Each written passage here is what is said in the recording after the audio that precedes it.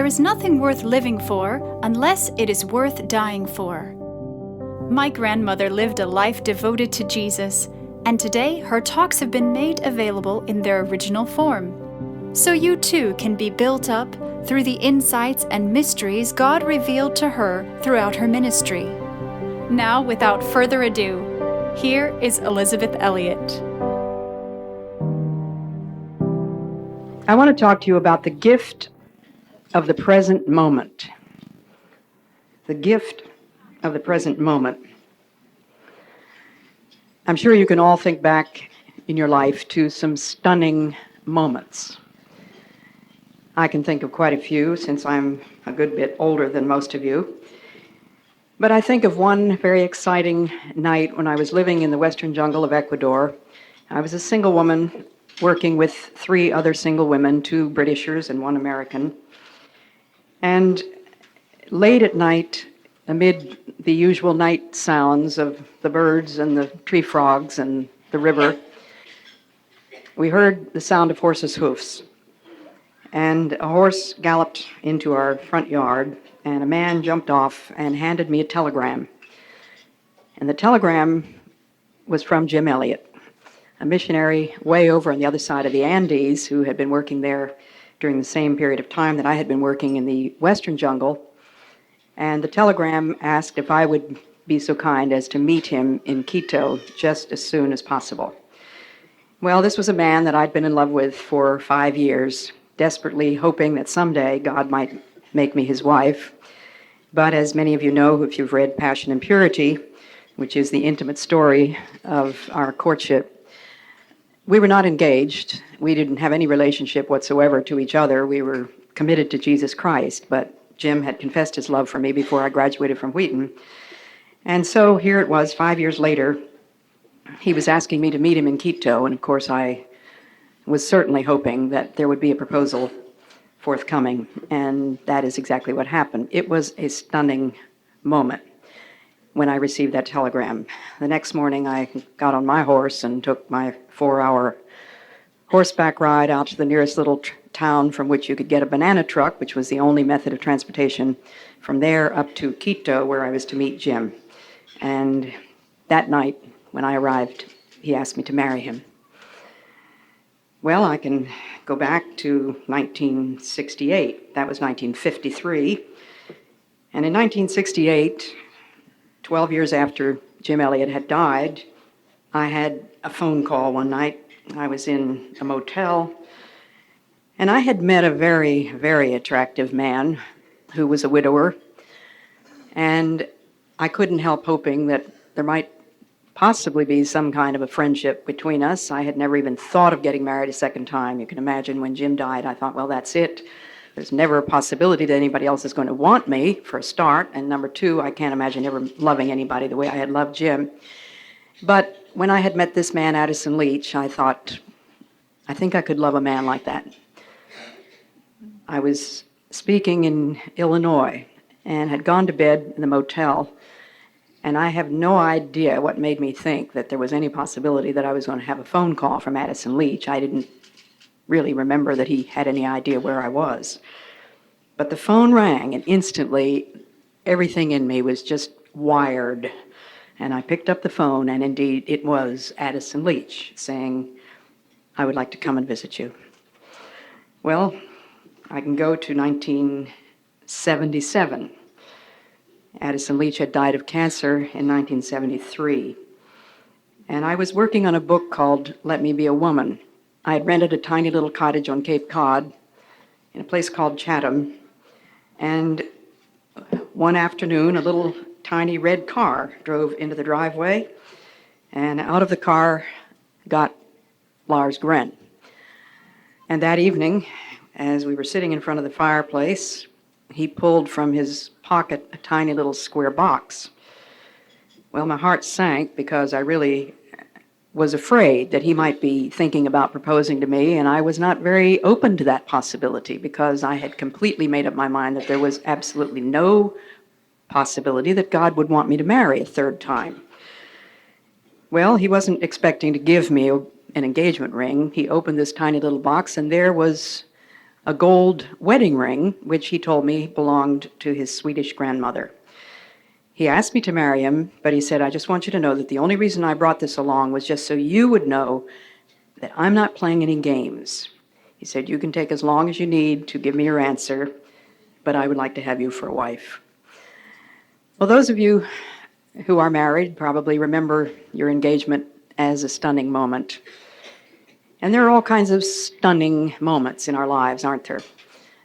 Many of them quite the opposite from the ones that I have described. First of all, I'd like for us to think about the fact that God Himself is our dwelling place. And that comes from Psalm 90. Lord, you have been our dwelling place from all generations, throughout all generations. Before the mountains were born, or you brought forth the earth and the world, from everlasting to everlasting, you are God.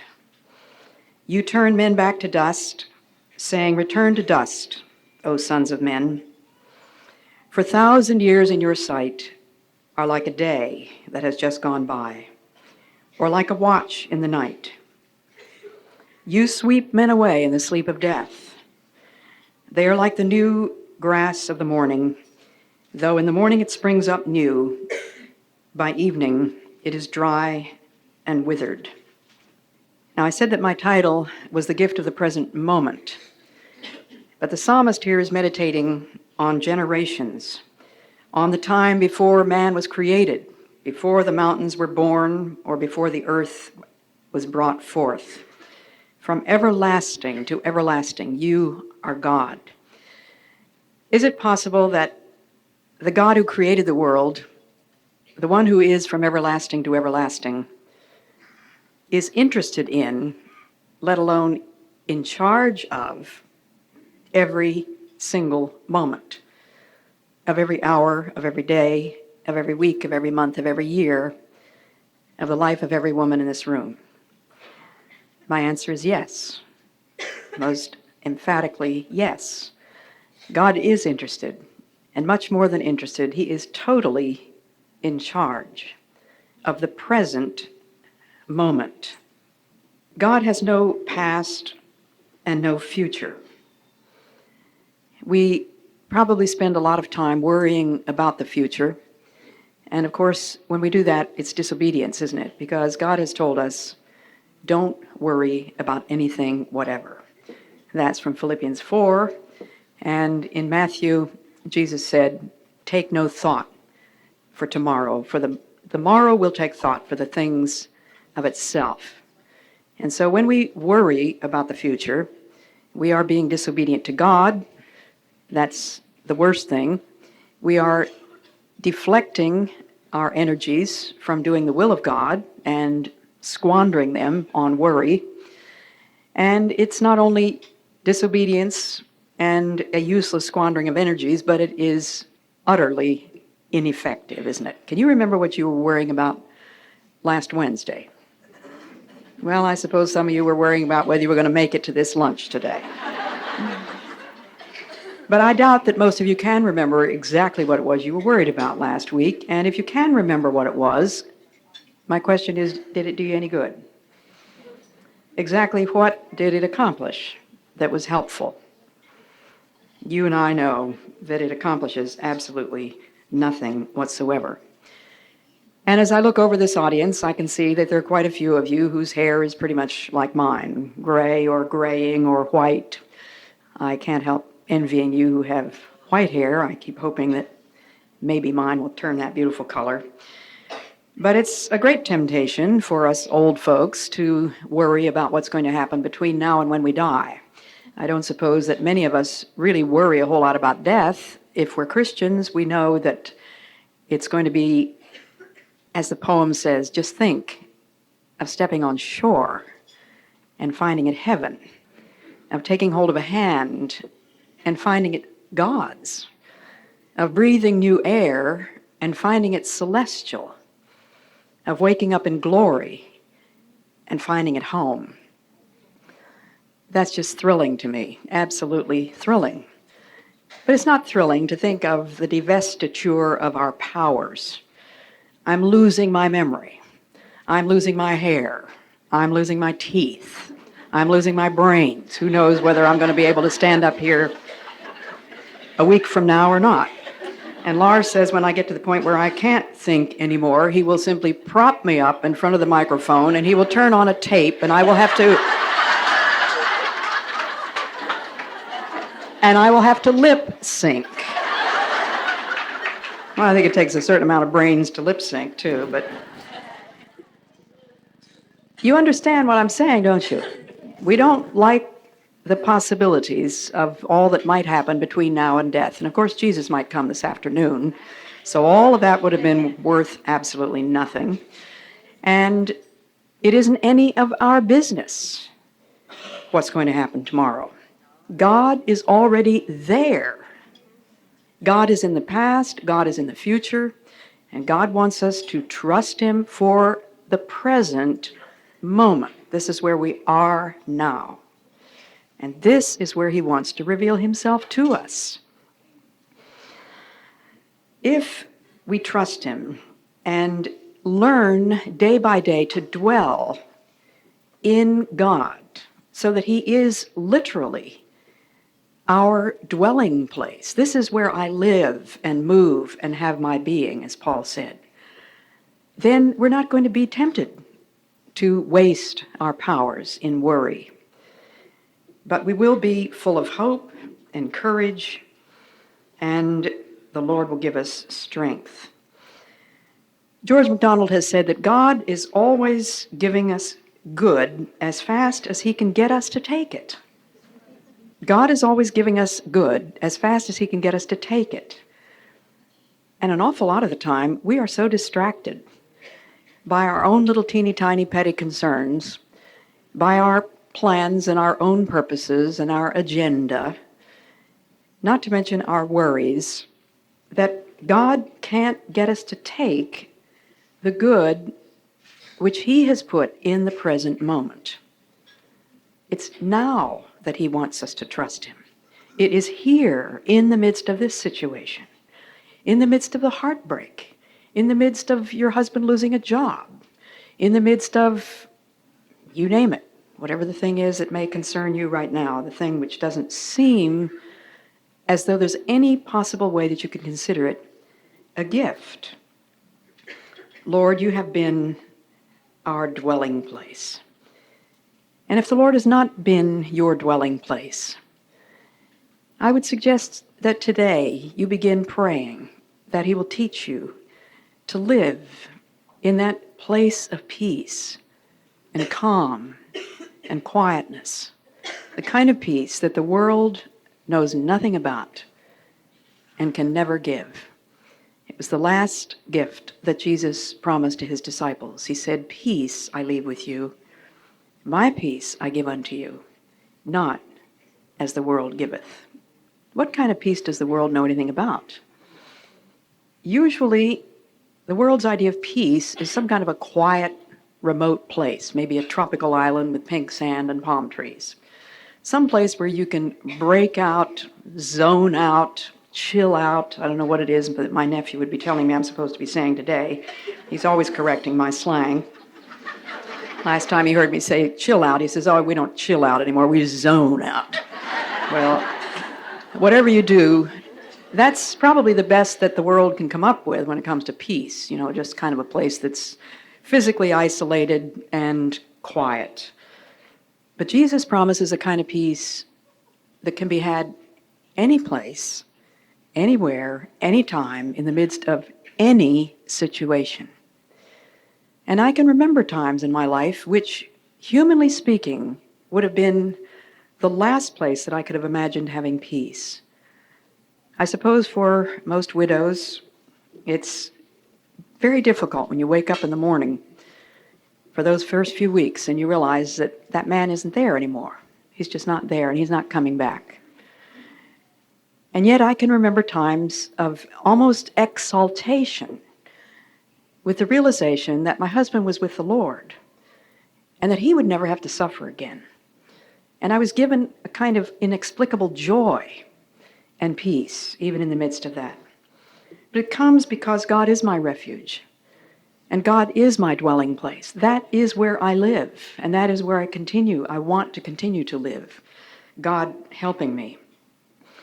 On the day that I left for Ecuador, it was April the 5th, 1952. As those of you who have read my book on the shaping of a Christian family, which tells about the home in which I grew up, you know that every morning after breakfast, my father herded all of us into the living room, and we sang a hymn. And then my father read the Bible, and we all got down on our knees, and he prayed for us. We went straight through a hymn book, so we weren't skipping around. We never skipped the stanzas, and my father didn't ask for favorites very often. It was a very rare occasion. But on that particular morning in 1952, he said, well, since you're leaving today, Betsy, he always called me Betsy, you may choose the hymn. And so the hymn that I chose was, I take thy promise, Lord, in all its length and breadth and fullness as my daily strength. Into life's future, fearless, I may gaze, for Jesus, thou art with me all the days. And of course, in 1952, I had no idea what the future was going to hold. Let's think now, point number 2, if any of you are trying to take notes, I'll try to make it as easy as I can for you. Number 1 was our dwelling place. And now, number 2, the dark days. I continue to read from Psalm 50. I read verses 1 to 6. Now this is verses 7 to 13. Rather a different mood. We are consumed by your anger, says the psalmist, and terrified by your indignation. You have set our iniquities before you, our secret sins, in the light of your presence. Pretty scary, isn't it? All our days pass away under your wrath. We finish our years with a moan. The length of our days is 70 years, or 80. And let's not forget that. In 13 more months, I'm going to reach that biblical quotient. It thrills me to think that a normal lifespan, according to the Bible, is 70 years, or 80 if we have the strength, he says here. Yet their span is but trouble and sorrow, for they quickly pass and we fly away. Who knows the power of your anger? For your wrath is as great as the fear that is due you. Teach us to number our days aright, that we may gain a heart of wisdom. Relent, O Lord, how long will it be? Have compassion on your servants. That's sort of a wail, isn't it? The psalmist is just suddenly very pessimistic and moaning and groaning and fearful. Dark days have come upon him, or he is casting his memory back to some very dark days. And Jesus made it very plain that if we were going to live in this world and follow him, we were going to have tribulation. In the world, he said, you will have tribulation. But be of good cheer. I have overcome the world. And when we ask that 3-letter word constantly of God, why do you let this happen? Why would you let this happen to her? She's such a good person. Or, Lord, what have I done to deserve this? Why do I have to go through this? Jesus says to us, I think very gently, what else is new? What did I tell you to expect? Tribulation. Nothing new about that. Every single one of us has got to have our share. And in Psalm 16:5, the psalmist says, Lord, you have assigned me my portion and my cup, and have made my lot secure. That is one of the most powerful anchors of my soul. The realization that every single thing that God puts on my platter is an assigned, precisely measured portion. You have assigned me my portion and my cup and have made my lot secure. My lot doesn't look secure necessarily, but if I believe that God is my dwelling place, if God is truly my refuge, there is no safer place in the world. There is no safe place in the world except the will of God, right? Sometimes young parents come to me who wish to go to the mission field, but they're scared to death of taking their children. And they want to know, how in the world did you ever take your little daughter in to live with those savage Indians, etc., etc. And my question to them is, do you know a safe place in this world? Where would you say is a safe place? I know one, God, who is my dwelling place. And the only safe place in the world is the will of God. If it's God's will for you to be a missionary, then it's God's will for you to take your children to the mission field. And that settles it. That certainly ought to settle it. Well, another stanza in that hymn that we sang that morning in 1952 says, "There will be days of darkness and distress, when sin has power to tempt and care to press. Yet in the darkest day I will not fear, for Jesus, for in the shadows thou wilt still be near. In the darkest day I will not fear, for in the shadows thou wilt still be near." You can count on it. Whatever is your worst fear, you can count on it. If it comes to pass, Jesus will be there. And he will be there with an abundant supply of all the grace you need to respond as a faithful Christian should respond in that situation. And I'm sure there are many here today in whose lives the worst thing they could ever imagine happened. But you're here today, aren't you? And you have received the grace of God. The dark days. As one writer said, one who dwells on his troubles instead of in God loses all sense of the joys that God gives him, because he chooses to sit down on his little handful of thorns. Are you choosing to sit down on your little handful of thorns? It's going to happen, isn't it? If you choose to look at your troubles instead of to God. In 2 Corinthians 4, verses 17 and 18, Paul says, "These little troubles, which are really so transitory." Now let's pause right there and think of what some of Paul's little troubles were. He was starved. He was shipwrecked. He was led over a wall in a basket. He was imprisoned. He was flogged, 39 stripes, I've forgotten how many times. And here it is, Paul, the apostle, who'd gone through all those agonies, saying, these little troubles, which are really so transitory, what are they doing? They are working for us a far more exceeding and eternal weight of glory, while we look not at the things which are seen, but at the things which are unseen. For the things which are seen are temporal, and the things which are unseen are eternal. The gift of the present moment. It may be the moment in which you learn that your husband doesn't love you anymore. And I cannot think of anything more horrible and traumatic than that. And just this weekend, we were entertained in a very beautiful home by a very beautiful lady who had been married very happily, had 2 children, and she had put her husband through med school. And a few weeks ago, he said, "I don't love you anymore. I'm out of here." And he has a girlfriend, not surprisingly. But he actually said to his wife, "She's nobody I expect to spend the rest of my life with."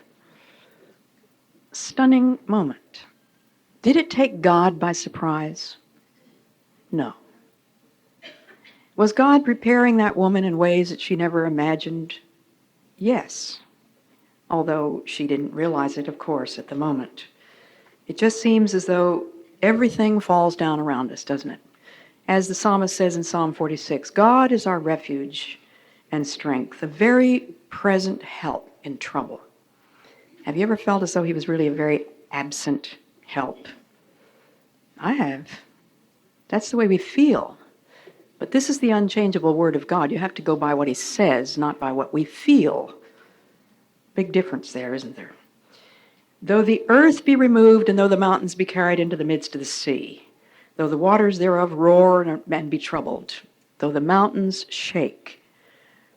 And there are those stunning moments when it feels as though the mountains have been carried into the midst of the sea. Everything that you depended on suddenly evaporated and gone. All dependability gone, no rational explanation, and that stunner, I'm leaving. I have no doubt that there are quite a few of you who've been through that. Seems to be the fashion nowadays. Now that is a terrible moment. What happens in the next moment? Probably the thought, what am I going to do? I'm abandoned. How am I going to support these children? Where's he going? Panic, fear, as when the disciples were in the storm on the boat and Jesus was asleep on the pillow. They thought they were perishing, but they were just panicking. And they shook him awake and they said, Master, don't you care that we're perishing? And he said, where is your faith? Why is it that you have no faith? And he spoke to the wind and the waves, and they calmed down. The dark days are gifts.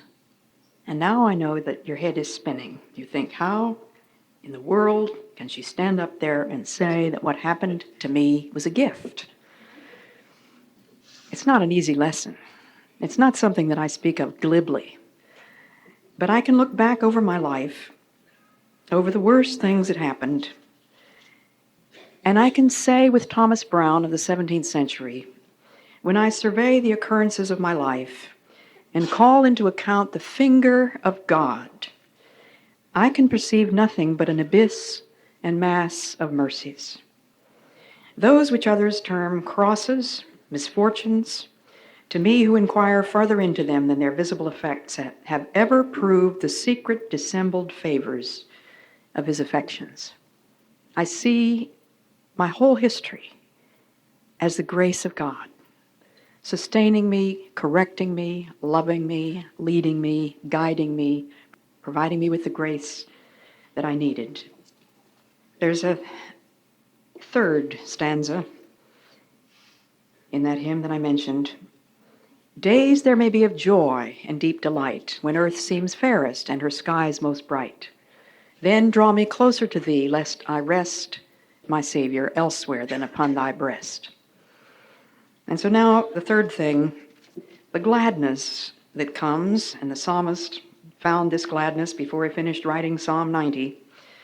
He says, satisfy us in the morning with your unfailing love, that we may sing for joy and be glad all our days. Make us glad for as many days as you have afflicted us, for as many years as we have seen trouble. May your deeds be shown to your servants, your splendor to their children. May the favor of the Lord our God rest upon us. Establish the work of our hands for us. Yes, establish the work of our hands. The God of the generations, the God who is everlasting, the God for whom 1,000 years are as one day, is the God who gives us what each moment holds, and gives it out of his love and his wisdom, in order that he might reveal himself to us in this present moment. Not something that happened yesterday, not something that might happen tomorrow. He wants to reveal us to himself now, so that we learn day by day to dwell in God, so that he becomes quite literally our dwelling place. You know that lovely hymn, when peace like a river attendeth my way, when sorrows like sea billows roll. Whatever my lot, thou hast taught me to say it is well. It is well with my soul. It's God that has to teach us that, isn't it? It's not going to come naturally. Are we teachable? Are we, as my dear Canadian mom, dear little Scottish lady that I think of as one of my spiritual mothers, as she said to me after her husband's death, we were both widowed right about the same time, and we got together and we discussed it one time, about 4 or 5 years later. And she always called me Betty dear. And she said, oh, Betty dear, you think of all the things you should have done that you didn't do. And you think of all the things you did that you shouldn't have done. And oh, I said to the Lord, why didn't you show me? And he said, because you weren't ready to be shown. I want to be ready to be shown, teachable. This moment, given by God, and I receive it with thanksgiving and I offer it back to God. It is His gift and it is His will. I need to learn to welcome the present moment, to thank God for it, and to realize that in this moment, whether it holds a stunningly wonderful piece of news or a stunningly dreadful piece of news, or whether it's one of those mostly ordinary moments, it's His. He gives it to me, and He wants to give Himself to me in it. And then the last stanza of that hymn, this is, I think, my favorite. And all the other days that make my life, marked with no special joy or grief or strife, days filled with quiet duties, trivial cares, burdens too small for other hearts to share. Spend thou these days with me, all shall be thine, so shall the darkest hour with glory shine. Then, when these earthly years have passed away, may I be with thee in the perfect day, the gift of the present moment. I'm going to stop with that. Who has a question written that Lars can pick up and bring up to me? If we have just one or two written questions, I can start with them while the rest of you think of something. Nobody has any questions? We can all go home. Wave it. What's the name of what? The hymn that I've been quoting is I Take Thy Promise, Lord. And I don't know the author. Is there one question out of this huge audience? I cannot believe it. There's one. There are two back there. What is the major problem we face in the USA as Christians? I don't think it's anything new. It's a three-letter word, sin. One of the things, two things that seem to me to characterize American society are an obsession with comfort and fun. There isn't very much discussion about taking up the cross. We need to remember that the three conditions of discipleship, Jesus said, were if you want to be my disciple, you must give up your right to yourself. Now, can you imagine selling that idea in the 1990s in the USA? Give up your right to yourself. We're supposed to work on our self-image, aren't we? We're supposed to learn to love ourselves. That's what we hear, and that is rubbish, because you cannot do both. You have to choose. If you want to work on your self-image or learn to love yourself, you're not going to be able to give up your right to yourself, which you must do if you're going to be a disciple. The second thing Jesus said is take up the cross, which means suffering. What else does an instrument of torture represent? And the third thing is follow me. How many spankings a day are too many for a toddler?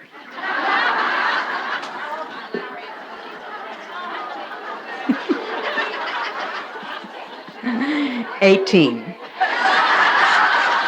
on the tape, Lord. It's on the tape.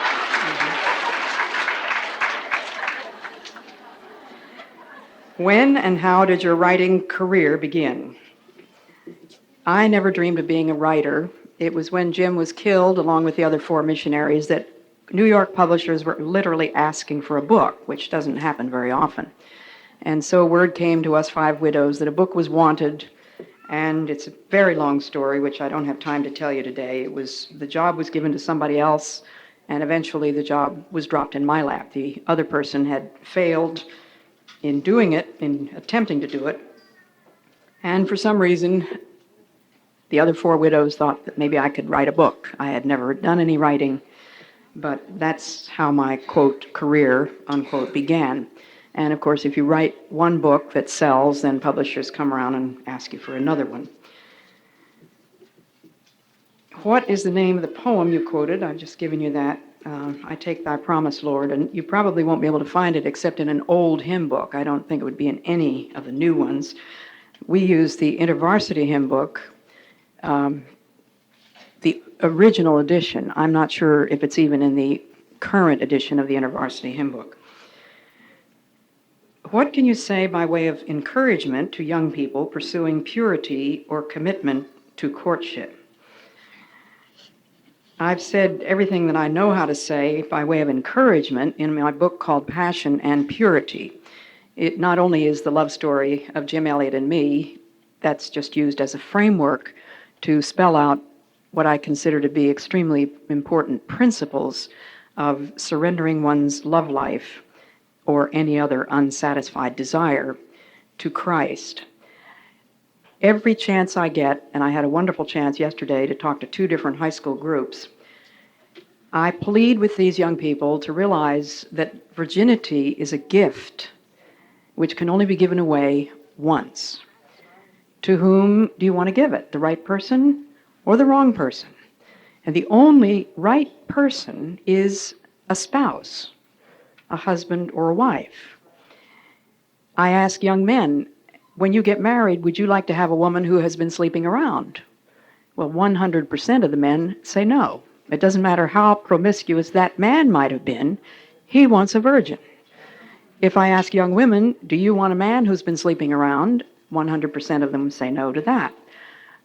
My next question, where are we going to find all these virgins? Well, where are we going to find them? We, older people, have a responsibility to be constantly teaching young people purity. Take that responsibility. Older women in the church are to teach the younger women. I don't find very many older women that are available to do that. They're too busy. They don't want to. They don't know how to. They've never even thought about Titus 2, 3-5. My next book, which will be out next spring, with a title which I think is going to be Quest for Love, unless my publishers decide to change that. That's my title.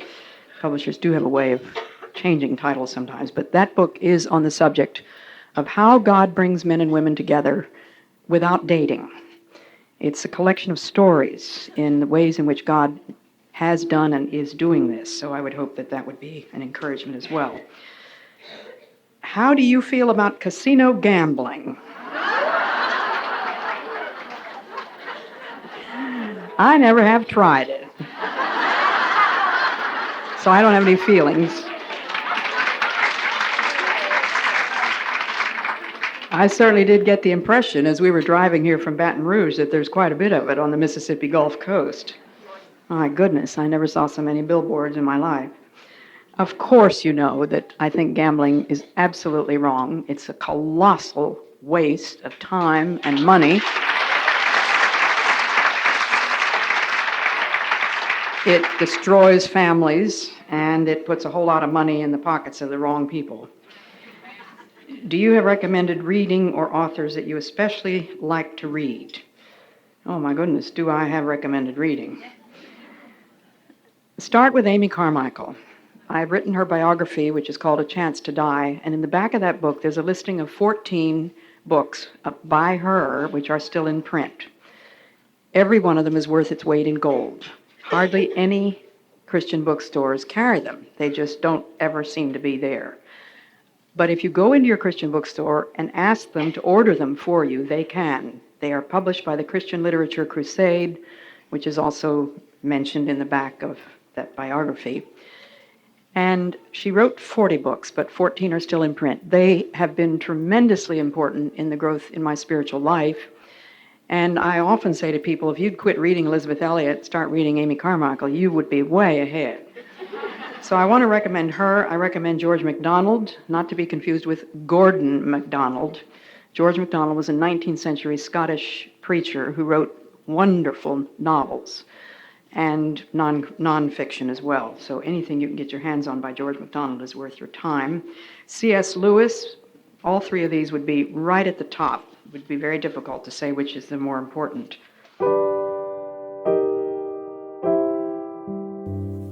I pray you've been encouraged and inspired by what you've heard today, and will keep joining us here and on social media for My Granny's inspiration.